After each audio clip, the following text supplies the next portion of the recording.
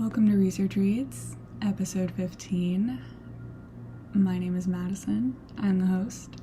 I want to start out by saying that I am so grateful that you were listening and supporting Research Reads. And I hope you continue to have a wonderful day after listening to me read this interesting research paper. And this research paper has really, I already read it, and I am glad that I messed up on the recording. So I get to read it again because something told me to put it on YouTube. So I am glad that the recording messed up because this needs to be on YouTube. So yeah, there's a lot of,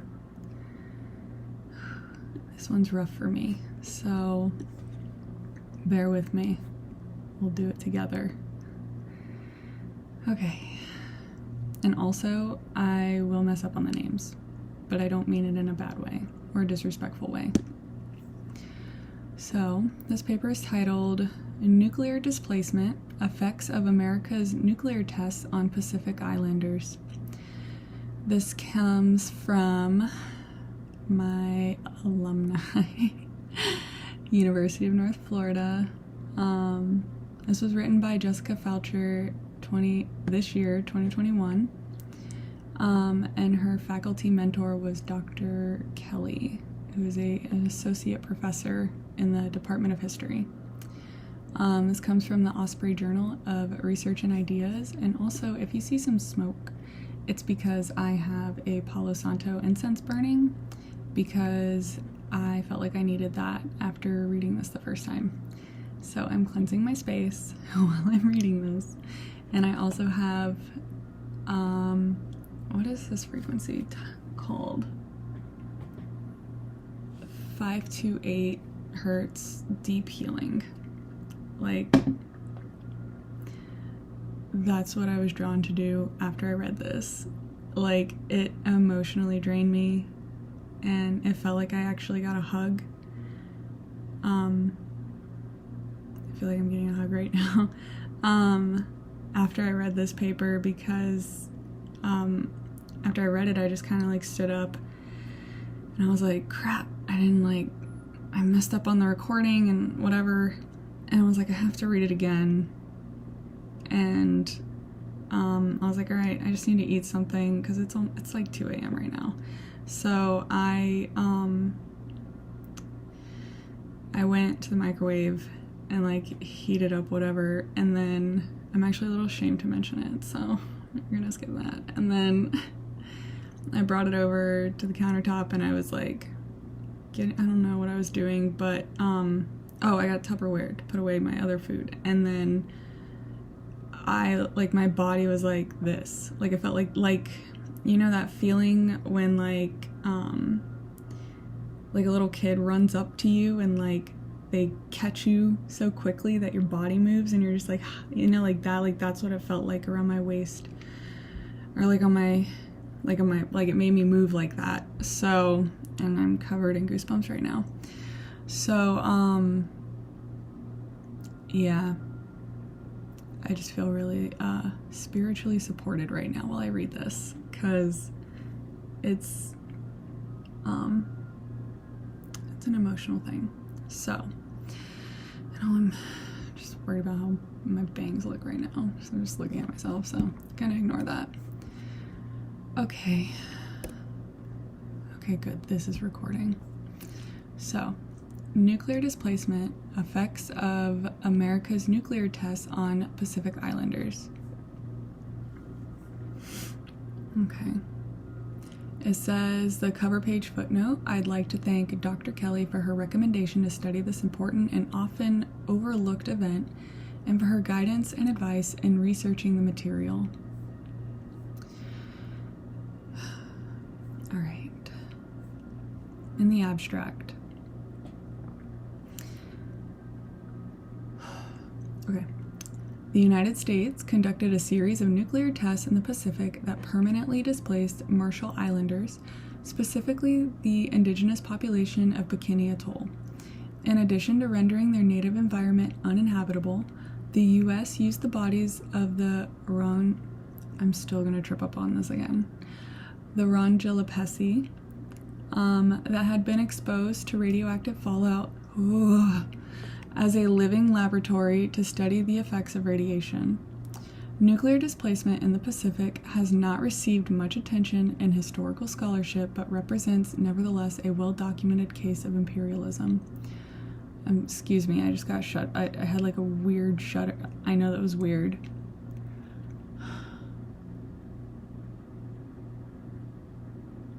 It's just an intense topic. Okay. It's just an intense topic. That's all it is. That's all it is. Okay. I'm fine. I didn't cry, like the first time I read this. Okay. I can't. Okay. I'm fine. I'm just gonna be moving my hair. Okay. Introduction. Between 1946 and 1958, the United States chose Bikini Atoll and Eniwetok Atoll in the Marshall Islands on the Pacific as a theater to explore the devastating effects of nuclear weapons. Chosen because of the island's distance from the continental U.S. and the Western perceptions of civilization, the U.S. embarked on a colonial venture that permanently displaced and inflicted physiological and psychological harm on the indigenous Bikinians and Rongelapesi inhabitants. In addition to drastically changing the lives of the Marshallese people and their future generations, U.S. nuclear testing in the Pacific irrevocably altered the environments impacted by radio fallout in the process of bringing the world into the atomic age. The U.S. legitimized its own position as a global superpower while rendering the Bikinians and Rongelapesi rightless. As is the case with most historical instances of imperialism, little consideration was given to the indigenous population's welfare or connections to their land, which formed an important aspect of their spatial identity. In addition to violating their rights through relocation and the destruction of their native land, the U.S. also used Bikini Atoll as well as the bodies of Rongelapesi affected by radioactive exposure as a living laboratory to conduct experiments. This is just disgusting. Okay. Historical background. The Marshall Islands in Micronesia were no stranger to colonialization, but they nevertheless remained relatively undisturbed from outside forces before being occupied by the U.S. in the 1940s. The Marshall Islands were originally colonized by Spain in 1494 and Germany in 1885, until being occupied by Japan during World War I. During World War II, the United States seized the territory from Japan and realized its potential as a proving ground for nuclear testing. Weeks after Hiroshima and Nagasaki, the United States began exploring possible sites for testing in the Marshall Islands, deciding on Bikini and Eniwetok atolls as the prime location despite the presence of native inhabitants. The U.S. conducted 67 thermonuclear tests between 1946 and 1958 to study the immediate impact of nuclear weapons, as well as their long-term effects on the environment. In 1947, a year after the first series of tests, the United Nations designated the Marshall Islands as a strategic trust territory of the United States. Under this agreement, the U.S. was entrusted to protect the land, resources, and health of the territory. Bikini is located just north of the equator in the Central Pacific and is one of 29 atolls and 5 islands scattered over 357,000 square miles that make up the Marshall Islands. Bikini Atoll is composed of 36 islands with a total landmass of 2.3 square miles. A large lagoon provided the Bikinians with flourishing marine life to sustain their diet, as well as sustenance provided by coconut palms and pandanus trees. The word bikini is Marshallese translates to the land of many coconuts, and is derived from the appearance of the huge growths of trees one sees when approaching the island. I'm just imagining it. It looks, I bet it's beautiful. Or it was. Hopefully it is. I'll have to look. Anyways, due to their abundance, coconuts are a staple, both as food source for the Bikinians as well as to make oil, handicrafts, and other resources, and therefore carry a strong cultural significance. The Bikinians follow a matrilineal social structure, which is the mother, with each of their own alap, or hereditary head. At the time of their relocation, the alap was Judah, who played an important role in speaking for the Bikinians when dealing with the Americans. I said matrilineal, it's never mind. Much of the land comprising the Marshall Islands is owned by Eroes,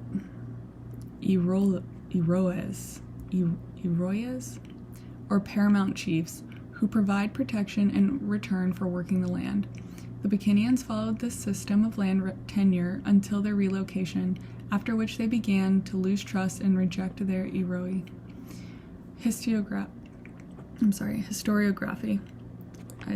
Whatever. I give up on pronouncing words right sometimes. I don't mean it offensively. Although there are extant archives holding material about nuclear testing in the Pacific and the scientific discoveries found, the historical scholarship on the subject is rather limited. Nevertheless, I was able to find several valuable sources that occupy the field of debate I wish to enter with my research. Is getting extra cleansed over here. In the chapter titled Survivors in Grappling with the Bomb, Britain's Pacific H-Bomb Tests, Nick McClellan details the human rights abuses suffered by the Rangelapesi people after being exposed to nuclear fallout from the infamous Castle Bravo hydrogen test, as well as foreign reactions to the bomb. The author Jeffrey Sasha Davis also provides valuable information in his article, Representing Place, Deserted Isles, and the Reproduction of Bikini Atoll, in which he argues that the notion of a deserted isle is a place myth and that individual conceptualizations of place vary and can be repressive, as is the case with Bikini Atoll. In the chapter Poetics and Politics, Bikini Atoll and World Heritage Listing, from the book Transcending the Culture, Nature Divide, and Cultural Heritage, Views from the Asia-Pacific Region, Steve Brown provides compelling information on how the Bikinians have reacted to the loss of their home and have subsequently fought for recognition and compensation for their loss, as well as how the addition of Bikini Atoll as a nuclear test site on the World Heritage List has been utilized by the Bikinians to act as a political tool. All of these resources are within the field of debate I wish to cover in my research, as I argue that the United States committed human rights abuses against Marshall Islanders, stripped them of their cultural and spatial identity and environment, and subsequently has failed to provide proper restitution. Nevertheless, the Bikinians have shown formidable strength in reconstructing their heritage that now includes nuclear testing, and have shown a continued desire to exert their own independence and return to their homeland. Okay. So, the deserted isle is the next part of this. Okay. The decision to use the Pacific as a proving ground for extensive nuclear testing was made during World War II, after the catastrophic effects of atomic weapons were demonstrated at Hiroshima and Nagasaki. The islands in the Pacific were an appealing test ground because of U.S. officials' perceptions of them as remote and relatively uninhabited. To conduct a series of nuclear tests in the Nevada desert, for example, would put American lives in harm's way. And sorry, let me reread this sentence because, oh boy. All right. So they said, to conduct a series of nuclear tests in the Nevada desert, for example, would put American lives in harm's way, an unimaginable prospect. Putting the lives of an indigenous population at risk and destroying their geographically small home, however, was considered an easy sacrifice for the sake of Western civilization.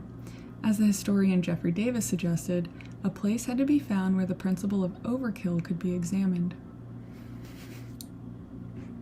Okay. An imperial and Western perception of the Marshall Islands allowed the U.S. to justify its planned destruction. This pattern of colonial powers exerting their perception of themselves as the center, occupying the position of civilized, while marginalizing the periphery of uncivilized and primitive, has characterized the history of many islands, the Marshalls included. However, the place myth of a deserted isle is just that, a myth. In order to legitimize their power over that of the Marshallese, the United States had to reconceptualize how people imagine the islands. During the relocation process, the United States did this in a number of ways, including making a spectacle of Bikini Island and its inhabitants as an untouched community, in media publications and in film. In the Bikini Back Talk newsletter, this is sick. In the Bikini Back Talk newsletter circulated by the American military and civilian personnel occupying the Marshall Islands, some of the colonial stereotypes are exerted. For example, the August 25, 1947 issue frequently notes the nudity of the children and the peculiar way the native women carry their children. It's fine, because American women don't even carry their children. Like, they put them in strollers, which is definitely why we all have, issues with, like, I don't know, our families. Because we don't feel the love from them. Okay, I don't know how they carry their children, but that's just something I noticed. By casting the indigenous community as the savage other, the efforts by the U.S. to bring the lonely Pacific Island into the atomic age, I don't know why the U.S. has this idea of, they're, saving people, and, they're not. I mean, it's just so much manipulation. Okay, was conceived of as a civilizing mission rather than as an effort to test the limits of humanity's destructive capabilities. Another method the U.S. and its scientists deployed to sorry, this is a lot of smoke. I didn't realize it would be, on me. Stop, go over there. Deployed to reconceptualize the Marshall Islands was to imagine it as an isolated ecology that could be used as a laboratory for scientific discovery. Elizabeth M. DeLowry demonstrates that with the congruent rise of the age of ecology and the atomic age, scientists conceived of a given environment as a closed system, allowing them to ignore the ethical implications of the science. In reality, a closed ecosystem does not and cannot exist, certainly not in radiological science, which permeates the life and land it touches so thoroughly.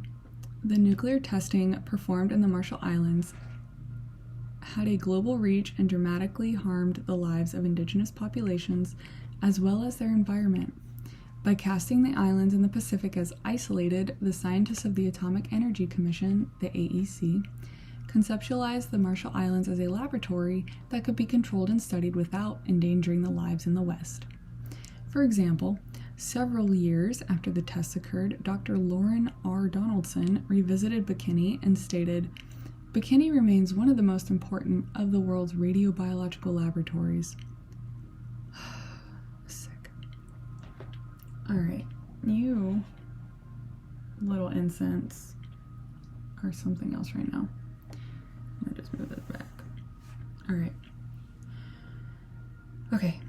This perception of Bikini Atoll as being a universally owned laboratory continues to this day, subverting the Bikinians' effort to take back their home and identity. Okay. In the article Bikini Revisited, published in 1980, Lloyd J. Graybar notes that the necessity of relocating the Bikinians was not considered sufficient reason for selecting another site. In fact, the main concern of the U.S. government centered on which branch of the military would conduct the tests. After the use of the atomic bomb in World War II, there was a growing belief that the bomb had rendered the Navy and its warships obsolete, and that it would fall principally on the Air Force to engage in future wars. The first series of nuclear tests in the newly acquired Pacific Proving Grounds occurred in this context of military infighting, hence the name Operation Crossroads given to the tests. It was agreed that the tests would be conducted by both the Navy and the Air Force. In order to show that the Navy was still relevant, 90 retired vessels were selected to be sacrificed in the summer of 1946 to one atomic bomb dropped by air, codenamed Able, and a second detonated underwater, codenamed Baker. Another major barrier in the U.S. government encountered beyond the forced relocation of the island's inhabitants, which was the cost of the vessel that were to be deliberately sunk, which were valued at $400 million.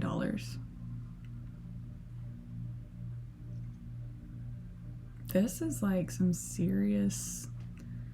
I need to move this. 1 second. This is...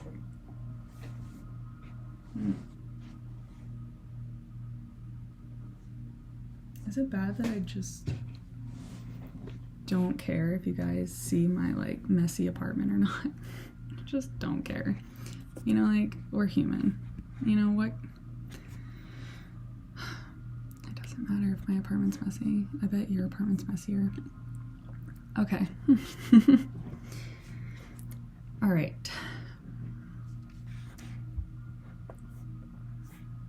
Back to where I was. Okay.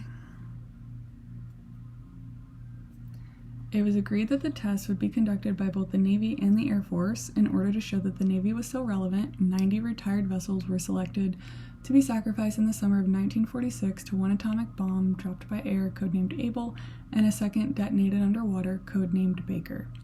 Another major barrier of the U.S. government encountered beyond the forced relocation of the island's inhabitants was the cost of the vessels that were deliberately sunk, which were valued at $400 million. The preoccupation of the U.S. with the price tag of the ships and the concurrent desire to disprove the claim that the Navy itself was the principal casualty of the atomic bomb demonstrate both the level of detachment concerning the lives of the Marshallese people and the fact that choosing their islands as the test site was nearly an effortless decision. Don't worry, guys, it gets worse. We're just at the beginning of it. Okay. In order to conduct the nuclear tests, the United States first had to relocate the 167 Bikinian men, women, and children whose ancestors had settled on the island approximately 2,000 years ago. The Americans chose this opportunity to create an elaborate show for the media. Commodore Ben Wyatt arrived on the island on February 10th, 1946, followed by a film crew. After the Bikinians' church service, the Commodore requested the local people's permission to relocate them so that the U.S. could test its nuclear weapons on their home in order to end all world wars.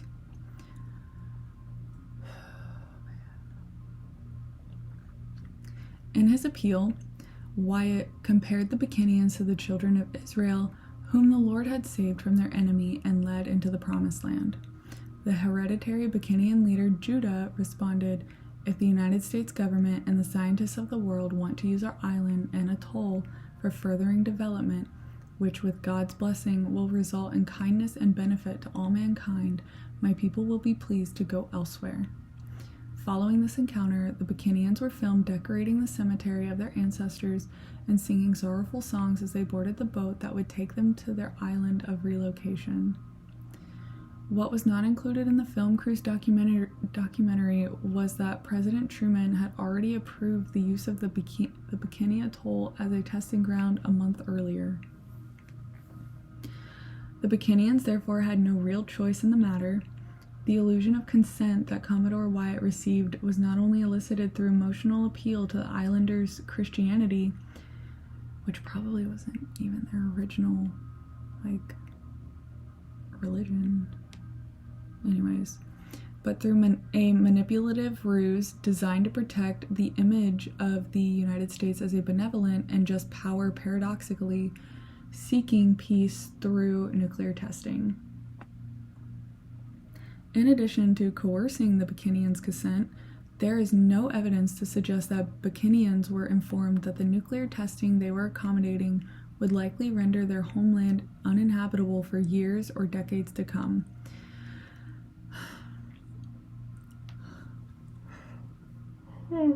Excuse me. Okay. If the Bikinians had been informed of this, they likely would have resisted relocation. Instead, the hereditary chief Judah informed Commodore Wyatt that they would like to be relocated to the island of Rongerik. Also, I'm sorry if I pronounce anything wrong. I'm also recording this really late. So Rongerik is 126 miles to the east of Bikini. Rongerik is 0.63 square miles compared to Bikini's 2.3 square miles. Has a lagoon less than 1/4 the size of Bikini's and was believed by the Bikinians to be inhabited by an evil spirit. Provided with only several weeks' worth of supplies by the Americans, within months the Bikinians were suffering from malnutrition and starvation on an island that provided much less in natural resources than their homeland. Unable to supplement their diet with the coconut that thrived on Bikini, the refugees were forced to cut down young palm trees in order to eat the heart of the palm. They had to ration water to 1 bucketful per day for each household, and found that many of the fish in the lagoon were poisonous, the source of the myth that Rongerik was inhabited by an evil spirit. In the August 9th, 1947 issue of the Bikini Backtalk newsletter, they had a fucking newsletter, guys, circulated among U.S. personnel occupying the islands during this period. The desperation and neglect experienced by the Bikinians is clear. The newsletter describes the chief, Judah, and 3 other Bikinian leaders temporarily returning to Bikini in order to join a resurvey group of scientists, aiding them in determining the extent of the damage produced by nuclear tests and pointing out any abnormalities. While there, Judah frequently points to the heavily laden coconut trees on the island and says, good food. Although the Americans neglected to recognize this gesture at the time, Judah's appreciation for the continued growth of the coconut on Bikini was not only due to its cultural significance. His appreciation also marked a difference between Bikini and Rongerik, where his people were starving from lack of abundance of a basic food source. Unable to ignore the plight of the Bikinians faced any longer, in 1948 the United States temporarily moved the Bikinians again, this time to Kwajalein. Kwajalein? I'm sorry. Until a more permanent location could be found.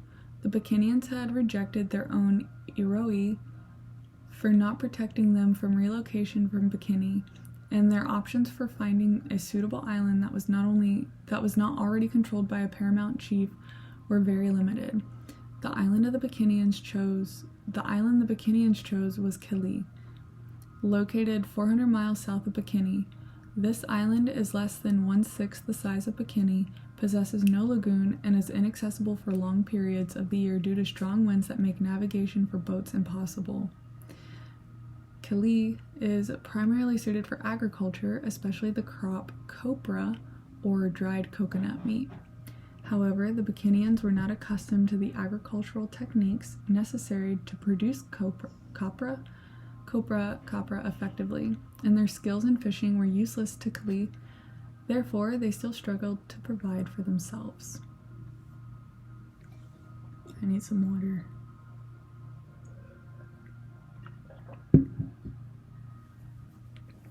Okay, here we go.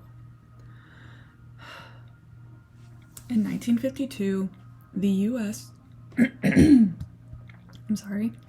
In 1952, the U.S. airdropped emergency supplies to the refugees on the island without a parachute and, in the process, destroyed the rations. The multiple relocations the Bikinians experienced were the result of negligence and disinterest on behalf of the United States. Freaking, it was the incense. That's what it was. I am actually dying. Okay, I'm not actually dying. That was not okay to say, especially what's next. Okay, I'm just uncomfortable, so I say uncomfortable things. Okay, U.S. officials did not take the time necessary to thoroughly understand the cultural significance of Bikini Atoll to its inhabitants or the resources it offered. Instead, the Americans assumed surrounding islands offered the same amenities. For example, in a 1946 New York Times article, U.S. military authorities are quoted as stating, Bikini and Rongerik look as alike as two Idaho potatoes. It's just a really bad quote. All right, not unlike other colonial instances, what the hell? The colonizers' perception of the indigenous population as simple, without recognizing the complexities inherent in their society, allowed them to dehumanize the population in order to ignore their suffering. All right. This next section, it's called Castle Bravo. Okay, I can do this. The Castle Bravo test that took place on March 1st, 1954 as part of the 6-part Castle series, so disgusting, utilized the largest device ever detonated in atmospheric nuclear testing and yielded an energy release equivalent to 15 million tons of TNT, despite the fact that weather conditions had changed and reported as unfavorable more than 6 hours prior to the detonation. Major General Percy Clarkson gave the go-ahead to proceed with the test. Bravo yielded an energy release that significantly exceeded what scientists expected.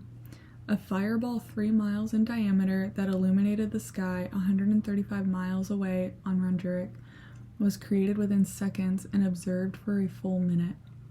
As a result of the unfavorable wind patterns, large amounts of radioactive debris was carried and fell across the Marshall Islands, especially the atolls Rongelap. I'm sorry if I pronounce these wrong. Rongelap, Rongerik,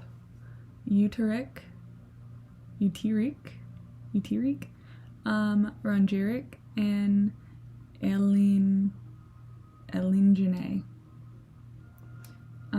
The nuclear blast created by Castle Bravo instantly vaporized 3 of Bikini's islands and the topsoil of others, and created a crater 200 feet deep and a mile wide within the island's reef. In addition to other nuclear tests conducted near or on the atoll, because they had a 6-part Castle series, Castle Bravo contributed to the radioactive contamination of the island and its flora and fauna that kept it uninhabitable for nearly 80 years. The Marshallese, horrified by the destruction wrought by Bravo, petitioned the Trusteeship Council in 1954 and requested that all the experiments with lethal weapons within this area be immediately ceased. They also requested that if cessation was not a possibility, that at least precautionary measures be taken, such as ensuring the Marshallese were a safe distance away from future detonations and that they receive compensation for their losses and medical treatment.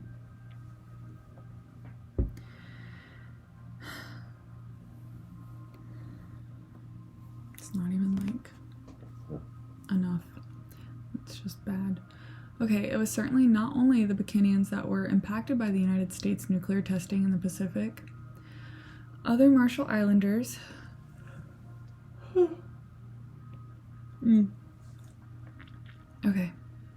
Other Marshall Islanders, especially the Rongelapesi, I really am apologizing so much for pronouncing these wrong, and a Japanese fishing boat crew were also affected.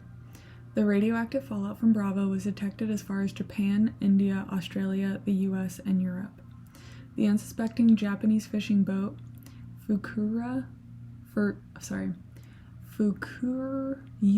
Maru, nailed it, and its 23-member crew experienced nuclear fallout as well, and one crew member subsequently died, while others died years later from cancer and other radiogenic illnesses. The radiated tuna aboard the vessel was later distributed in the Japanese fishing market, causing panic as the authorities tried to trace down and remove them.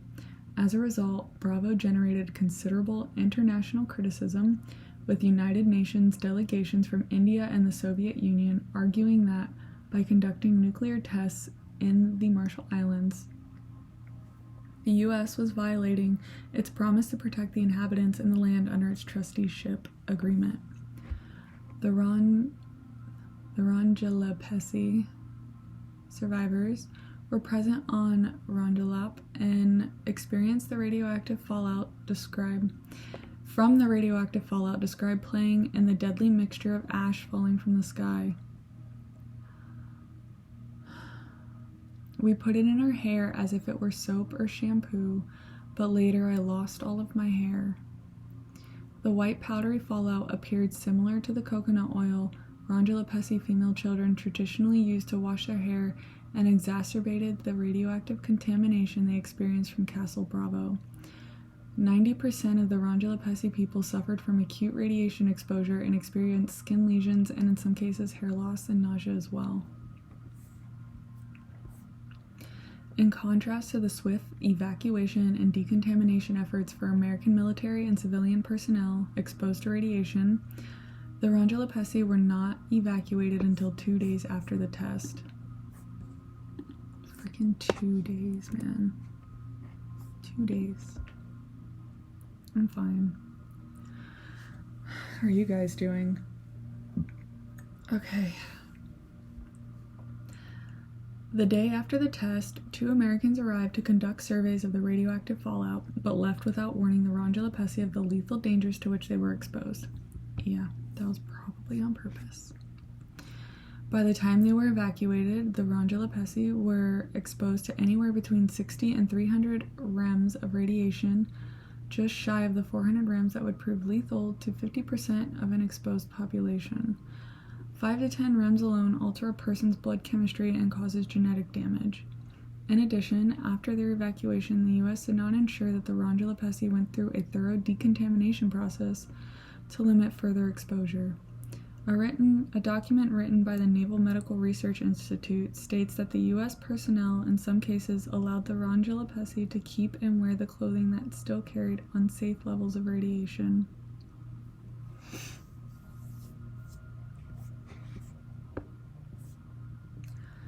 Okay, the next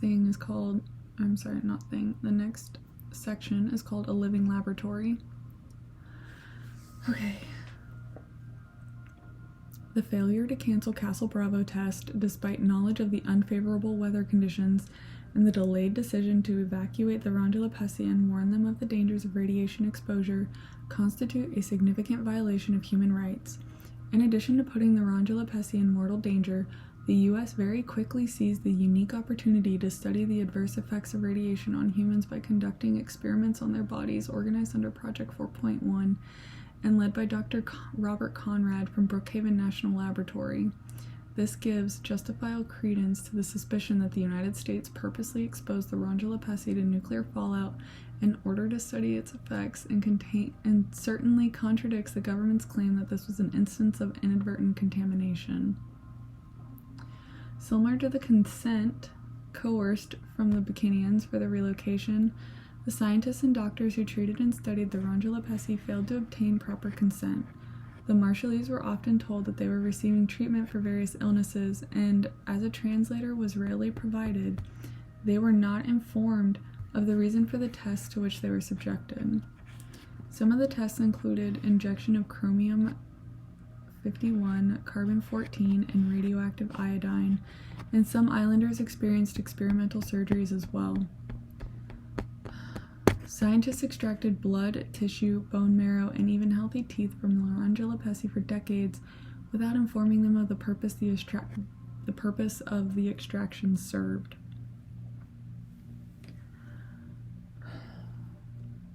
Okay. When discussing the opportunity to study the effects of radiation on humans, Merrill Eisenbud of the AEC's Advisory Committee on Biology and Medicine stated, "While it is true that these people do not live, I would say, the way Westerners do, civilized people, it is nevertheless also true that these people are more like us than mice."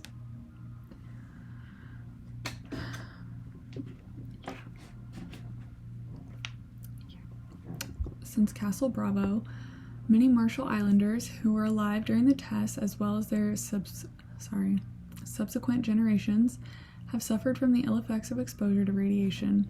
For every 21 Rondelapesi under the age of 12 at the time of Bravo, 19 have developed cancer or other illnesses.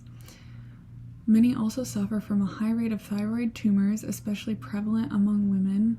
Birth defects are also common and characterized by deformities such as the infants being born with abnormally large heads, missing limbs, or lacking skeletal anatomy, otherwise known as jellyfish or grape babies.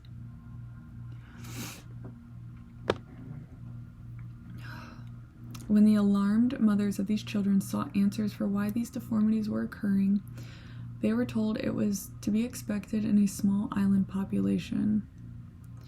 By subjecting Marshall Islanders to radiation exposure and utilizing such exposure as a study opportunity, which in many cases worsened radiation's effects on the human body, American scientists and doctors treated the indigenous population as subhuman laboratories rather than as individuals who possessed rights to their own bodies. Much of the violence and neglect the Marshallese experienced stemmed from racism and recurring colonial tropes. For example, American descriptions of Marshall Islanders as non-Westerners and therefore uncivilized allowed the U.S. to justify their activity in the Pacific as an enlightened expedition rather than as a callous experiment. Okay, this next section is titled Resettlement ? So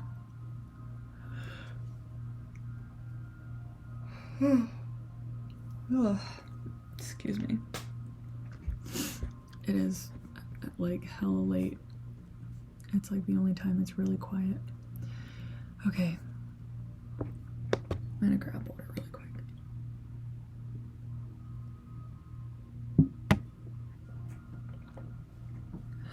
My dog keeps sighing. She keeps going. Okay. I know I keep like gulping, but it's like, this is a really long paper, and Jessica, you did so amazing. Okay, so resettlement ? Due to the lack of knowledge surrounding the effects and longevity of radiation, by 1964, scientists were beginning to suggest that it was safe to return to Bikini Atoll. A team of scientists sent to resurvey Bikini found that ground radiation readings showed that the island had cooled enough to be safe for permanent human habitation. Sweeping statements concerning the effects of radiation were common during this period, ignoring the fact that there was a sharp divergence of opinion among scientists at the time regarding the levels of radiation that could damage an individual or their offspring. Despite the ongoing debate about safe levels of radiation, in 1969, Bikinians were permitted to return to their atoll and begin the resettlement process. However, by 1972, with the help of newer and more sensitive equipment, scientists realized that a more thorough radiological survey was necessary. Rather than halt the resettlement process immediately upon this discovery, the U.S. continued to suggest that returning was safe for the Bikinians. They're like, so fucked. It was not until late 1974 that the Secretary of the Interior, Rogers B. Morton, ordered that construction on the island be ceased and a new survey conducted. In typical bureaucratic fashion, the Department of the Interior, the Department of Defense, and the Energy Research and Development Administration argued for a further 3 years over who should conduct the survey and how it should be paid for. Angered by the mixed messages they were receiving and concerned about their safety, in 1977 the Bikinians sued the United States in order to force them into surveying the island. Once the survey was finally conducted, it confirmed their fears that Bikini Atoll was still uninhabitable. This disaster, born out of gross negligence, resulted in many Bikinians being exposed to dangerous levels of internal radiation. In addition to allowing the Bikinians to return to the island and remain there for 3 years after the risks were known, the U.S. also failed to provide the necessary resources to prevent the Bikinians from consuming large quantities of irradiated food. In the mid-1970s, the U.S. began providing the Bikinians with outside food sources to supplement what they could acquire on the island. However, in reality, the monthly scheduled trips only came once every several months, a situation which continued in 1978, even after the government instructed the Bikinians they could no longer consume food produced on the island.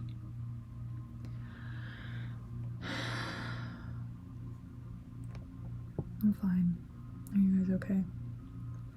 Given the option between starving and risking radiation exposure, the Bikinians had little choice but to eat contaminated food. In April of 1978, the Bikinians' internal radiation levels were tested by a medical team, which concluded that they had likely ingested the largest amounts of radiation of any known population.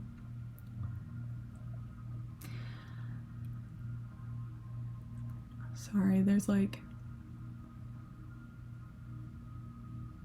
The last time I read that sentence, I had a weird taste in my mouth, and now I have it again.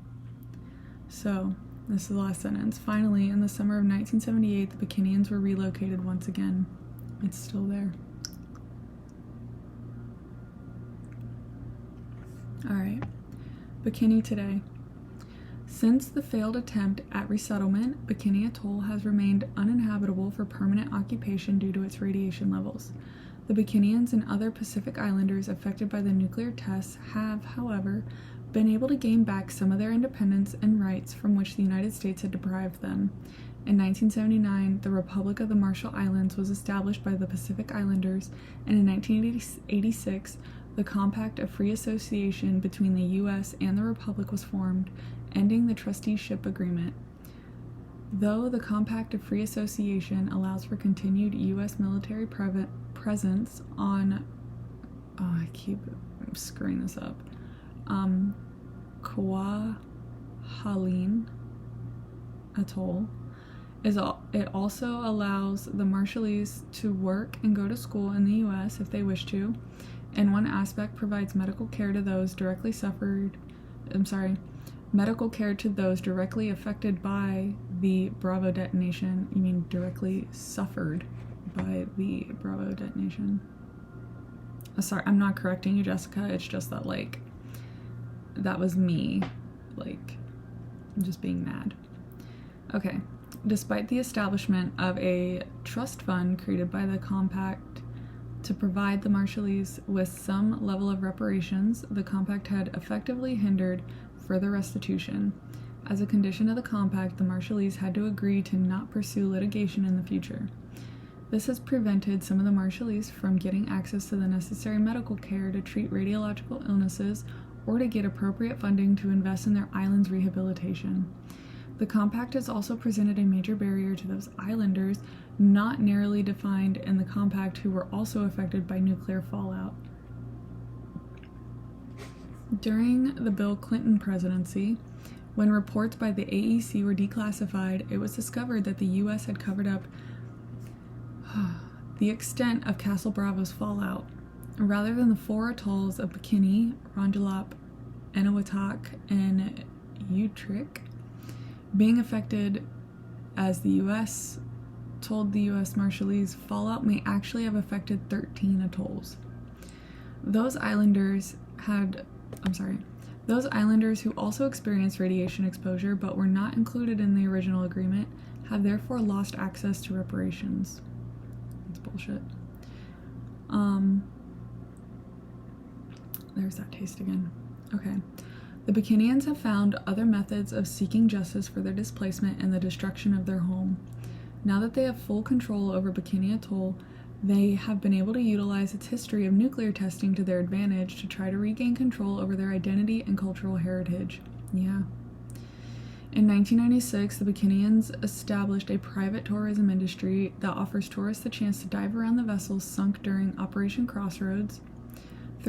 Though tourism can often become harmful to an indigenous population in the wake of colonialization, the Bikinians' ability to control the industry has proven to be beneficial for them.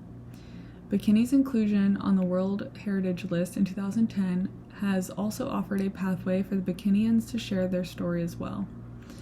Though World Heritage listing often signifies universal ownership over a place's culture and heritage, The Bikinians have effectively used the exposure to further their own goals of being recognized and supported for the abuses inflicted on them by the United States.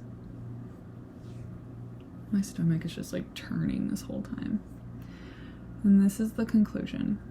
The nuclear testing that occurred in the Pacific Proving Grounds by the United States has left a permanent scar on the lives, environment, and identity of the Marshallese people.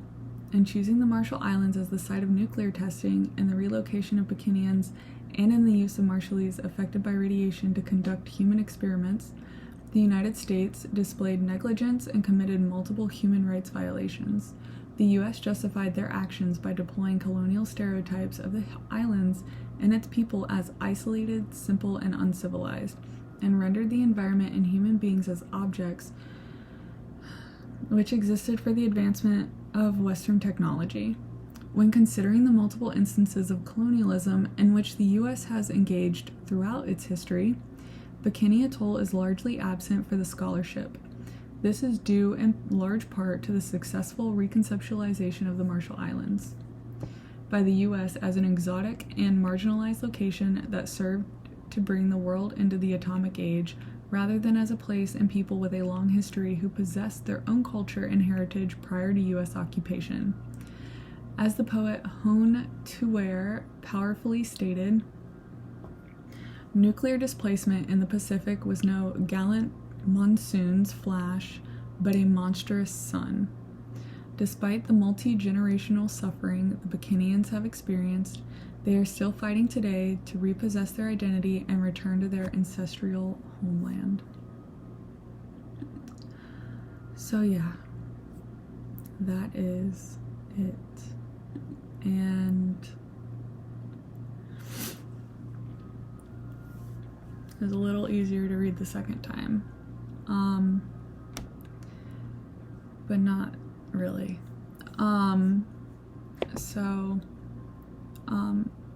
Okay, let me shift gears. Thank you for listening to Research Reads. I'm posting episodes daily. I don't post daily on YouTube because I don't know, I just don't want to.